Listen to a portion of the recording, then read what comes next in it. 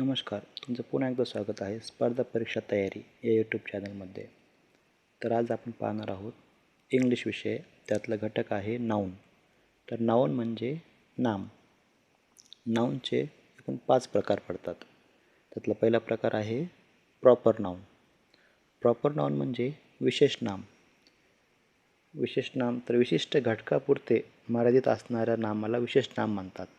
जसं की इंडिया हे पुणे, सतीश, गंगा. दुसरा प्रकार आहे कॉमन नाऊन.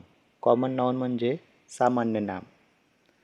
तर सामान्य नाम समान गुणधर्म दाखविणाऱ्या घटकातील प्रत्येक सदस्याला जे एकच नाव दिले जाते त्याला सामान्य नाम असे म्हणतो. म्हणजे जसं की बुक, पेन, डॉग, गर्ल. तिसरा प्रकार आहे कलेक्टिव्ह नाऊन.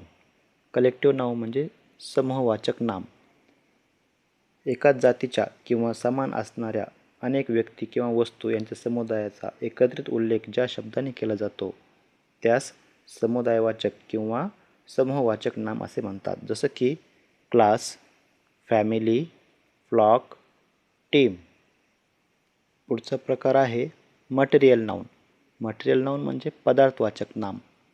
जसं की लिटर, मीटर किंवा किलोग्रॅम मध्ये मोजल्या जाणाऱ्या घटकांच्या नावांना पदार्थवाचक नाम असे म्हणतात. पेपर, वॉटर, सॉल्ट, टी ही त्याची काही उदाहरणे आहेत. पुढे आहे अब्स्ट्रॅक्ट नाऊन. अब्स्ट्रॅक्ट नाऊन म्हणजे भाववाचक नाम.